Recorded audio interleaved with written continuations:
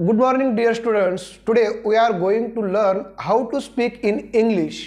आणि आजचा जो आपला विषय आहे तो आहे की सब्जेक्टच्या ॲक्शन कशा वापरायच्या. ज्यावेळेस एखादा सब्जेक्ट बोलत असतो म्हणजे एखादा व्यक्ती एखादा पर्सन बोलत असतो त्यावेळेस त्याच्या ज्या ॲक्शन असतात बोलण्यामध्ये तर त्या ॲक्शन कशा वापरायच्या ते आपल्याला बघायचं आहे. म्हणून वेळ न दवडता आपण विषयाकडे लवकर जाऊया. तर बघा स्क्रीनमध्ये तर काही वाक्य मी तुम्हाला या ठिकाणी दाखवणार आहे. ती वाक्य इंग्लिशमध्ये कशी बोलायची. इथं बघा 4 मित्र हे वाक्य इंग्लिशमध्ये कशी बोलायचे ते सांगण्याच्या अगोदर आज आपला 3रं लेक्चर आहे आणि पहिल्या लेक्चरमध्ये मी तुम्हाला काय सांगितलं होतं की सब्जेक्ट काय आहे ते कसं बोलायचं कसं सांगायचं. म्हणजे आपण वाक्य बोलत असतो ते वेळेस वाक्य आपण कुणाबद्दल तरी बोलत असतो. ज्याच्याबद्दल आपण बोलत असतो तो असतो सब्जेक्ट आणि जे बोलत असतो ते असतं प्रेडिकेटिव्ह पार्ट. मग प्रेडिकेटिव्ह पार्ट काय असतो तर सब्जेक्ट म्हणजे काय बोलतो आपण. समजा सब्जेक्ट काय आहे ते सांगत असतो म्हणजे सब्जेक्टचा आपण स्टेटस सांगत असतो. हे आपण बघितलंय. आपण कधी बघितलंय हे पहिल्या दिवशी बघितलंय. दुसऱ्या दिवशी आपण काय बघितलंय की सब्जेक्टकडे काय आहे आपण ते सांगत असतो. त्याच्या पोझिशनमध्ये काय आहे ते आपण सांगत असतो. मग त्याची आपण पोझिशन सांगितली दुसऱ्या लेक्चरमध्ये. आजच्या लेक्चरमध्ये आपल्याला काय बघायचं आहे तर आजच्या लेक्चरमध्ये सब्जेक्टच्या ॲक्शन काय असतात ते आपल्याला बघायचं आहे. काय बघायचं आहे सब्जेक्टच्या ॲक्शन. तर मग बघूया की सब्जेक्टच्या ॲक्शन कशा असतात. तुम्ही इथं बघा तर इथं सब्जेक्ट आहेत म्हणजे आपण ज्यांच्याबद्दल बोलतोय ते समजा रोहनबद्दल आपण हे वाक्य बोलतोय तर इथं आपण नीताबद्दलचं हे वाक्य बोलतोय. इथं आपण मैत्रिणीबद्दलचं हे वाक्य बोलतोय. इथं आपण आम्हीबद्दलचं हे वाक्य बोलतोय आणि पुढे त्यांच्या ॲक्शन आहेत. म्हणजे काय इथं काय ॲक्शन आहे मोजतो रोहन मोजतो ही रोहनची ॲक्शन आहे. नीता मोजते ही नीताची ॲक्शन आहे. मैत्रिणी मोजतात हे मैत्रिणीच्या ॲक्शन आहेत मोजण्याच्या.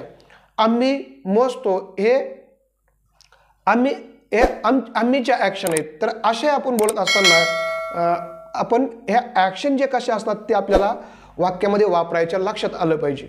आता ह्या वापरायच्या कशा हे समजण्यासाठी आपल्याला काय करावं लागतं तर हे जे ॲक्शन वर्ड्स असतात आपण ज्यांना क्रियापदं म्हणतो तर या क्रियापदाचे आपल्याला वेगवेगळे फॉर्म्स असतात.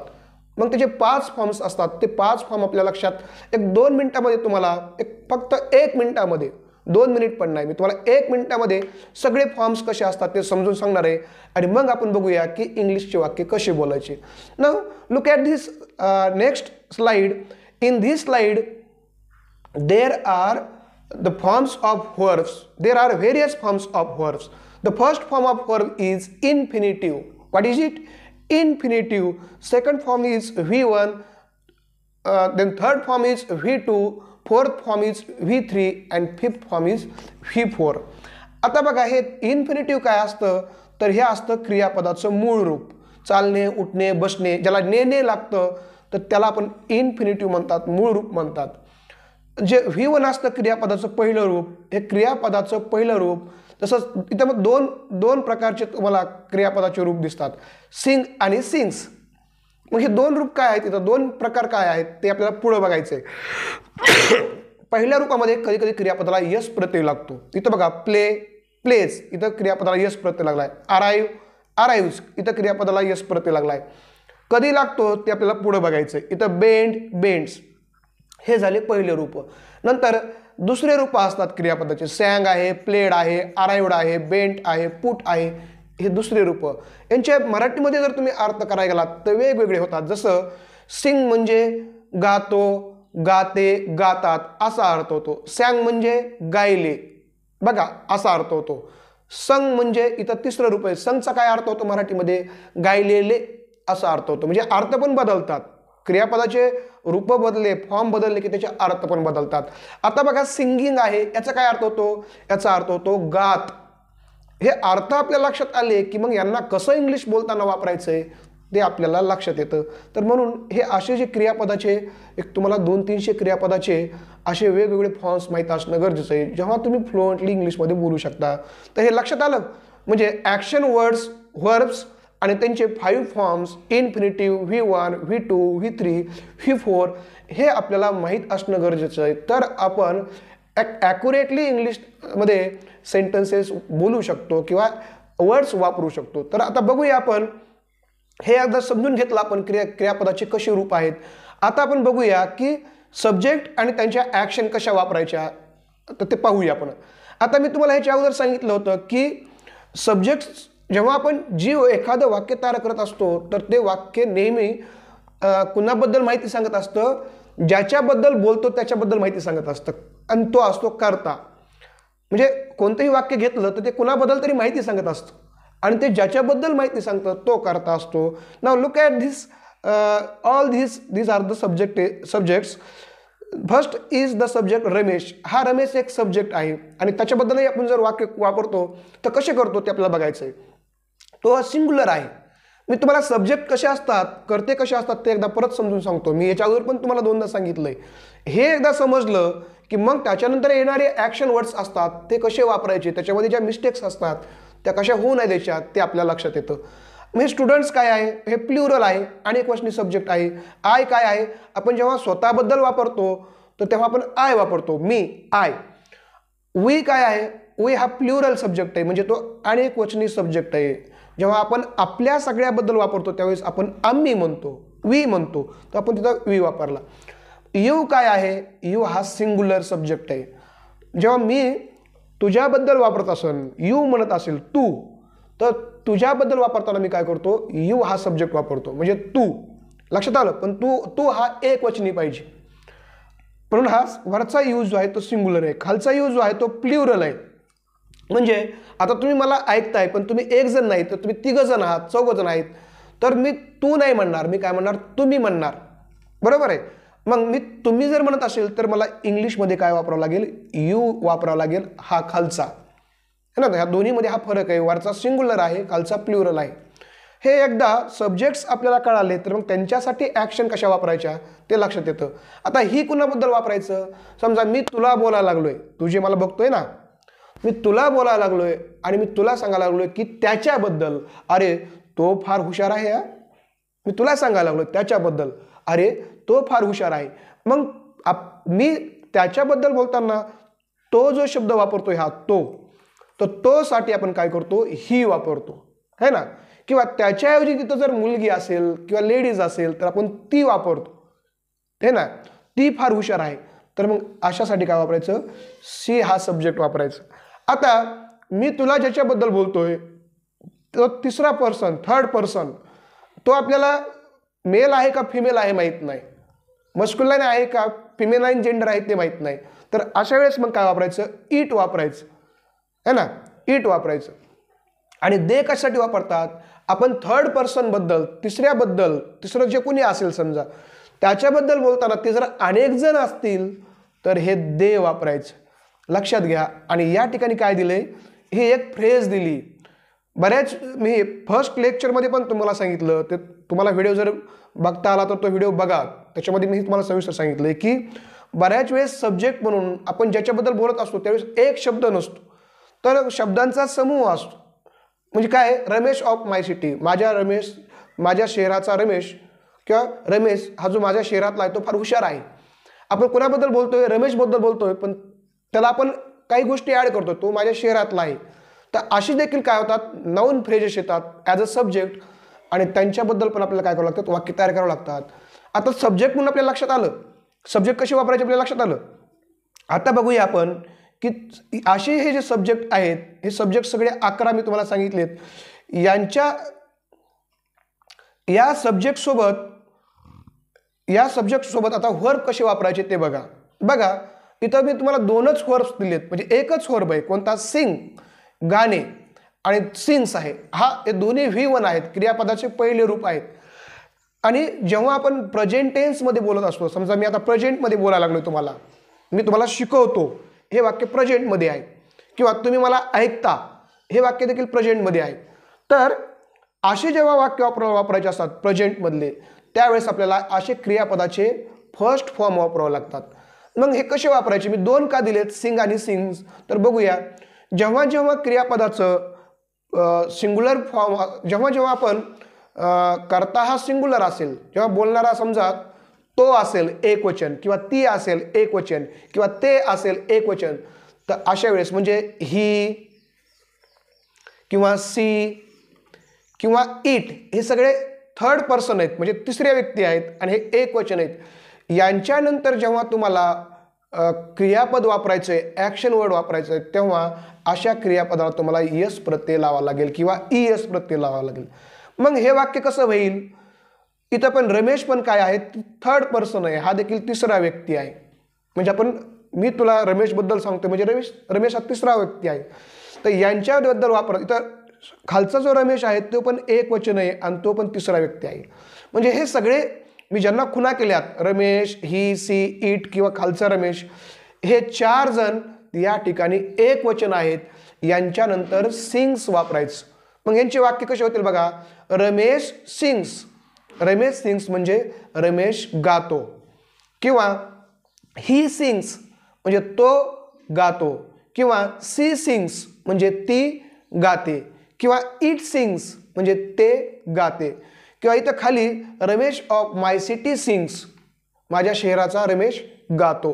तर असे आपण वाक्य बोलताना सिंग्स इथं आपल्या बोलण्यामध्ये येणं गरजेचं आहे. लक्षात येत आहे? म्हणजे मग आता कसं होईल, फास्ट म्हणूया. रमेश सिंग्स, ही सिंग्स म्हणजे रमेश गातो, तो गातो. सी सिंग्स, ती गाते. इट सिंग्स, ते गाते. Ramesh of my city sings, माझ्या शहराचा रमेश गातो. असे ॲक्शन वर्ड्स सब्जेक्टनुसार चेंज होतात, वेगवेगळे वापरावे लागतात. हे तुम्हाला मला सांगायचं होतं. आता दुसरं बघा, आता मी पेनाचा कलर चेंज होतो म्हणजे तुमच्या लक्षात येईल की याच्यामध्ये काय फरक आहे. आता स्टुडंट्स बघा, स्टुडंट्स म्हणजे विद्यार्थी, हे अनेक वचन आहे. वी हे देखील अनेक वचन आहे. हे खालचं यू ते पण अनेक वचन आहे. हे जे इथं दे हे पण अनेक वचन आहे. इथं मी 4 जण सांगितलेत, हे सगळे अनेक वचन आहेत. लक्षात ठेवा. कोणकोणते? स्टुडंट्स, पुन्हा वी किंवा हे यू आणि दे. जेव्हा अनेक वचनी सब्जेक्टबद्दल बोलताय, जसं तुम्ही विद्यार्थीबद्दल बोलताय, विद्यार्थी गातात असं तुम्ही म्हणताय, तेव्हा काय म्हणावं लागेल मग? स्टुडंट्स सिंग. इथं यश नाही वापरायचं. लक्षात ठेवा, बेसिक गोष्टी आहेत. स्टुडंट्स सिंग, कारण ते अनेक वचन आहेत. इथं बघा, वी म्हणजे आम्ही गातो, वी सिंग. सिंग्स म्हणायचं नाही, सिंग. इथं यू, खालचं यू म्हणतो मी, यू सिंग. सिंग्स नाही म्हणायचं, सिंग म्हणजे तू गातो, किंवा दे सिंग. दे सिंग म्हणजे ते गातात. लक्षात आलं? तर हे 4 आणि हे 4 एवढं लक्षात घ्या तुम्ही. अशा पद्धतीने म्हणजे प्लुरल 4 आणि सिंग्युलर 5 एवढे सब्जेक्ट आपण त्यांच्यानंतर कसे सिंग कधी वापरायचं आणि सिंग्स कधी वापरायचं हे तुम्हाला मी सांगितलेलं आहे. लक्षात येत आहे? आता इथं बघा, आता एक गोष्ट तुमच्या लक्षात आली असेल, तिथं राहिलंय काय शिल्लक? तर राहिलंय आय राहिलंय, आणि अजून काय राहिलंय? हे वरचं यू. हे आय आणि यू दोघं एक वचनी आहेत. They are the singular. आणि मग जरी एक वचनी असले तरी याला एक्सेप्शन आहे. काय?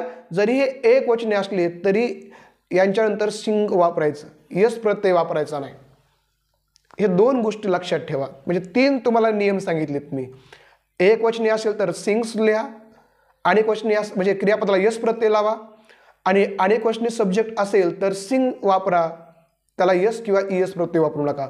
आणि तिसरा नियम सांगितला की आय आणि यू हे सब्जेक्ट असतील की ज्यांच्याबद्दल तुम्ही बोलताय, सेंटेन्स तयार करताय, ते जर आय असेल किंवा यू असेल तर त्यांच्यानंतर सिंग वापरा, त्याला यस प्रत्यय लागू देऊ नका.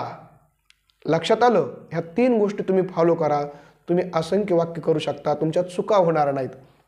आता एवढ्या गोष्टी लक्षात आल्या की आता तुम्हाला मी काही या ठिकाणी वर्ब्स दिलेले आहेत. बघा इकडं या साईडला या ठिकाणी हे बघा. आता आपण अराईव्ह वापरू शकतो. अराईव्ह म्हणजे आगमन होणे, येणे. मग तुम्हाला असं म्हणायचं आहे, रमेश अराईव्ह वापरायचं का अराईव्ह वापरायचं? कॉमेंट बॉक्समध्ये लिहा. तर काय वापरावं लागेल मित्र? रमेश अराईव्ह का अराईव्ह? लिहा लवकर.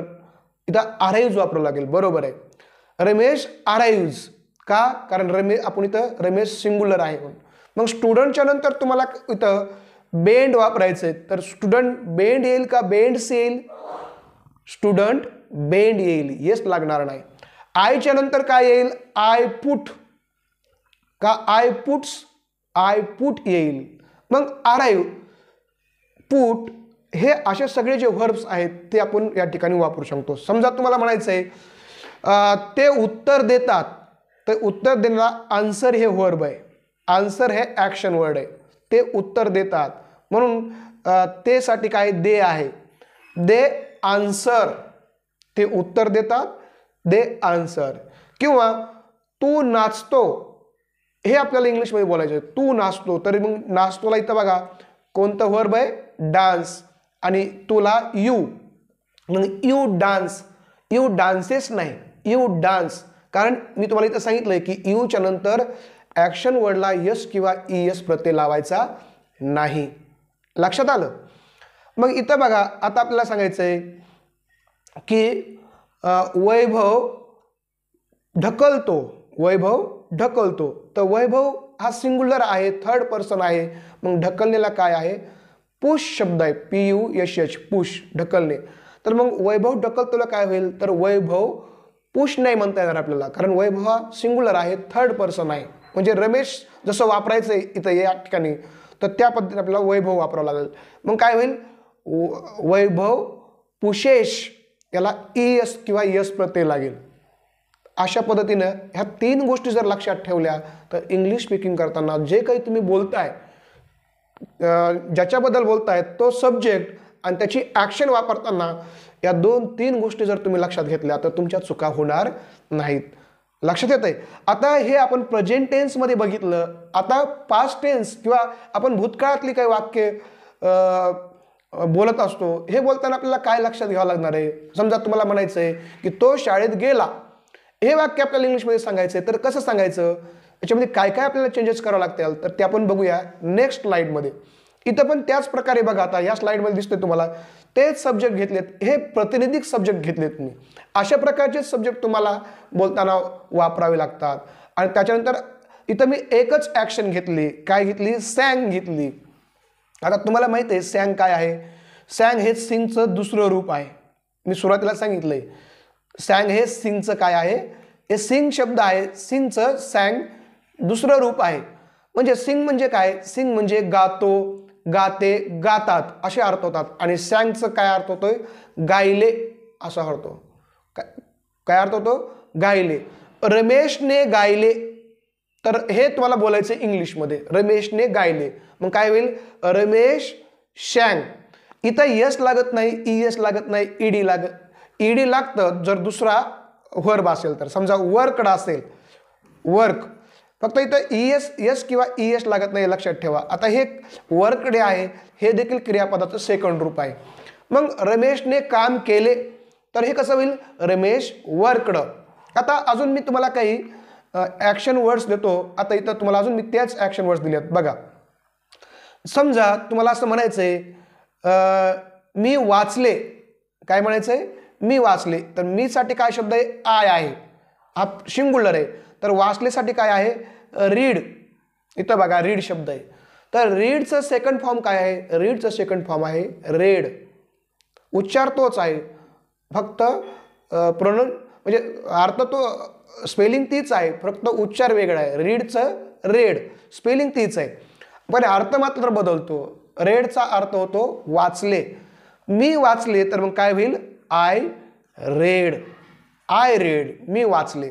समजा तुम्हाला असं म्हणायचं आहे की तिने ठेवले, हे वाक्य बोलायचे, तिने ठेवले. तर तिनेसाठी आहे शी, तिनेसाठी शी, आणि ठेवलेसाठी काय आहे, पुट. तिने ठेवले, तर मग पुटचं सेकंड फॉर्म काय आहे, पुटचं सेकंड फॉर्म पुटच आहे. पुट म्हणजे ठेवले. तर मग काय होईल, सी पुट. तिने पेन ठेवला, सी पुट पेन, है ना. तिने वही ठेवली, सी पुट नोटबुक. तर अशा प्रकारचे तुम्ही वाक्य करू शकता. हे पास्ट टेन्समध्ये तुम्ही कोणतेही घ्या. आता तुम्हाला म्हणायचं आहे की Ramesh of my city sang, माझ्या शहराच्या रमेशने गायले, गाणे गायले, माझ्या शहराच्या रमेशने गाणे गायले. तर मग कसं होईल, Ramesh of my city sang song, है ना. किंवा माझ्या शहराच्या रमेशने एक गाणे गायले, तर कसं होईल, माझ्या शहराच्या रमेशने एक गाणे गायले. Ramesh of my city sang a song. तर अशा पद्धतीने तुम्ही वाक्ये, फक्त इथं तुम्हाला माहीत असणं काय गरजेचं आहे की जेव्हा आपण पास्ट टेन्समध्ये बोलत असतो त्यावेळेस पास्ट टेन्समध्ये आपल्याला क्रियापदाचं दुसरं रूप वापरावं लागतं. मी तुम्हाला सेकंड स्लाइडमध्ये हे जे फॉर्म्स दिलेत ना ते यासाठी गरजेचे आहेत. लक्षात येत आहे. आता हे झालं पास्टमध्ये. आज आपण ॲक्शन वर्ड्स कसे वापरायचे, मग प्रेझेंट टेन्समध्ये कसे वापरायचे, पास्ट टेन्समध्ये कसे वापरायचे आणि फ्युचर टेन्समध्ये कसे वापरायचे, ते वापरत असताना बोलताना काय काय काळजी घ्यायची आहे हे तुम्हाला मी सांगतोय. मग याचा वापर करून तुम्ही असे वाक्य करू शकता आहे ना. की आता इथं बघा फ्युचरमध्ये कसं बघा वापरायचे. आता मी तुम्हाला इथं काय ॲक्शन वर्ड्स दिलेत आणि फ्युचरचे मी 2 मिनिटात सांगून आपण त्याचा सराव करूया कसे वापरायचे. तेच मी त्या ठिकाणी सब्जेक्ट्स पण तेच दिलेत आणि फ्युचरमध्ये मात्र थोडासा बदल आहे. काय आहे, फ्युचरमध्ये तुम्हाला वापरताना जे सब्जेक्ट आहेत हे सगळे ज्यांच्याबद्दल आपल्याला वाक्य बोलायचे आहेत आणि त्यांचे ॲक्शन वर्ड आहे. आता पूल एकच ॲक्शन वर्ड मी तुम्हाला दिला आहे. मग परंतु सब्जेक्ट आणि ॲक्शन वर्ड वापरत असताना फ्युचरचे जर तुम्हाला सेंटेन्स करायचं असेल तर त्यावेळेस मात्र तुम्हाला शॅल किंवा विल वापरावंच लागतं. जर नाही वापरलं तर फ्युचर टेन्सचं वाक्य तुम्हाला सांगता येत नाही, बोलता येत नाही. मग कसं करायचं, फक्त इथं एकच गोष्ट लक्षात घ्या, शॅल जे आहे फक्त आय आणि वीच्या नंतर शॅल वापरायचं. बाकी शॅलचं काम संपलं. बाकी सगळ्या ठिकाणी विल वापरायचं आणि मग वाक्य तयार करायचे. आता तुम्हाला म्हणायचं आहे की मी उद्या येईल हे वाक्य आपल्याला इंग्लिशमध्ये करायचं आहे. मी उद्या येईल, बरोबर आहे, हे वाक्य आपल्याला इंग्लिशमध्ये करायचं आहे. तर मग बघा येईल हा शब्द काय आहे, अराईव्ह. अराईव्ह हे वर्ब आहे, येईल. तर मग काय करायचं, तर मीला काय सब्जेक्ट घ्यायचा, आपण ज्याच्याबद्दल बोलतो तो हा आय आहे. आयच्या नंतर मी तुम्हाला सांगितलं काय वापरायचं, शॅल वापरायचं. आय शॅल आणि इथं आपण अराईव्ह शब्द वापरलाय. काय वापरलाय, आगमन होणे, येणे. तर I shall arrive tomorrow. I shall arrive tomorrow असा तुम्ही वाक्य तयार करू शकता. किंवा अराईव्हच्या ऐवजी तुम्ही कम पण करू शकता, आय शॅल कम टुमारो. मग शॅल का वापरायचं, तर फ्युचर टेन्समध्ये तुम्हाला शॅल किंवा विल वापरावंच लागतं. शॅल हे फक्त आय आणि वी सब्जेक्ट असताना वापरा, बाकी सगळ्या ठिकाणी विल वापरा. लक्षात येत आहे. तर मग समजा तुम्हाला हे वापरायचं आहे. आता इथं बघा, इथं कसला हे जे वर्ब आहे पुल, आपल्याला विलच्या नंतर किंवा शॅलच्या नंतर जे वर्ब ॲक्शन वर्ड वापरायचं आहे त्याच्यामध्ये काही बदल करायचा नाही. त्याला ING लावायचं नाही, त्याला ED लावायचं नाही किंवा त्याला यस प्रत्यय पण लावायचं नाही. जसं आहे तसं क्रियापदाचं पहिलं रूप वापरायचं. लक्षात येत आहे. तर समजा तुम्हाला असं म्हणायचं आहे की ती नाचेल, हे वाक्य आहे, ती नाचेल, तर हे वाक्य आहे. मग इथं बघा तिला काय शब्द आहे, शी. नाचणीला काय शब्द आहे इथं, डान्स, बरोबर आहे.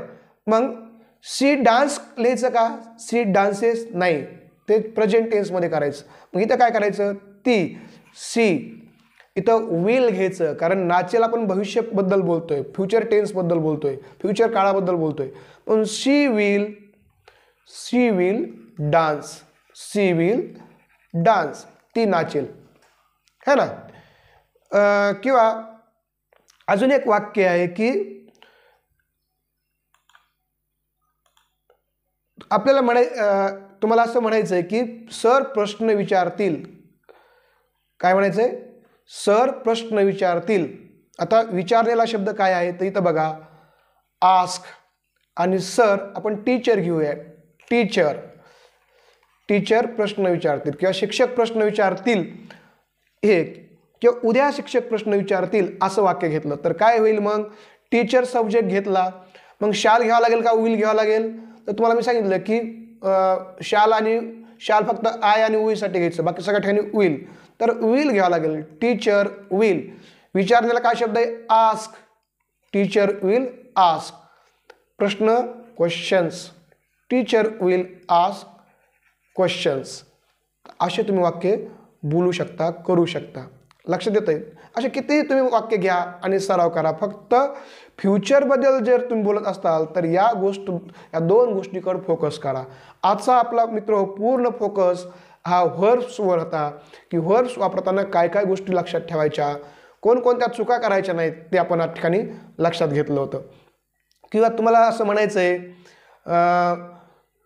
रविवारी आम्ही वाचू, रविवारी आम्ही वाचू म्हणजे वाचू इथं रीड करू. आता हे वाक्य मी जे बोलतोय रविवारी आम्ही वाचू किंवा आम्ही रविवारी वाचू, तर हे वाक्य असेल तर काय करायचं, आम्हीला काय आहे वी.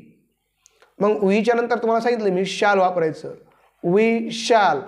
आणि हे जे रीड आहे रीडचं पहिलंच रूप घ्यायचं, we shall read, we shall read on Sunday, रविवारी आम्ही वाचू.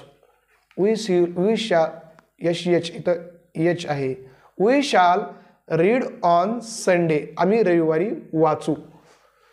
तर असे वाक्य तुम्ही तिन्ही काळामध्ये तिन्ही पद्धतीने तुम्ही बोलू शकता. बोलताना फक्त या गोष्टी लक्षात ठेवा की आपल्याला काय करायचं आहे. आता आपण मी सुरुवातीला जे तुम्हाला सांगितलं होतं ना की हे जे 3 वाक्य आहेत हे कसे वापरायचे, तर मग बघा आता आपल्याला या पद्धतीने हे 3 वाक्य वापरता येतील. कसे, हे सगळे जे नियम बघितलेत आपण, हे नियमाचा वापर करून आपल्याला हे 3 वाक्य वापरता येतील. काय बघा हे वाक्य, रोहन पैसे मोजतो हे वाक्य आहे. तर मग काय होईल, रोहन आपल्याला रोहन घ्यावं लागेल, रोहन. मोजण्याला काय आहे काउंट, काउंट. इथं यस घ्यावं लागेल कारण रोहन हा सिंग्युलर आहे. नियम बघा, रोहन काउंट्स मनी, रोहन काउंट्स मनी, बरोबर आहे. नीता पैसे मोजते, इथं बघा नीता, नीता काउंट्स, कारण नीता देखील सिंग्युलर आहे, इथं यस घ्यावं लागेल, नीता काउंट्स मनी. मग मैत्रिणी पैसे मोजतात, मैत्रिणी प्लुरल आहे ना. तर मग फ्रेंड्स काउंट्स नाही घ्यायचं, काउंट नाही, आता काउंट घ्यायचं. काय घ्यायचं, काउंट. Friends, friends count. बघा हा फरक लक्षात घ्या, फ्रेंड्स काउंट मनी, मनी. आम्ही पैसे मोजतो, मग ह्याचं काय होईल, याचं काय होईल हे तुम्ही कॉमेंट बॉक्समध्ये लिहा, आम्ही पैसे मोजतो. मित्र, हा व्हिडिओ मी अतिशय सोप्या पद्धतीने तुम्हाला सांगितलेला आहे. जर हा तुम्हाला व्हिडिओ आवडला असेल तर नक्कीच सबस्क्राईब करा आणि जास्तीत जास्त मित्रांना ह्या गोष्टी समजाव्यात म्हणून त्या मित्रापर्यंत पोहोचण्यासाठी त्यांना शेअर करा. सबस्क्राईब करताना मात्र बेल आयकॉन दाबायला विसरू नका. एवढं बोलतो आणि थांबतो. धन्यवाद.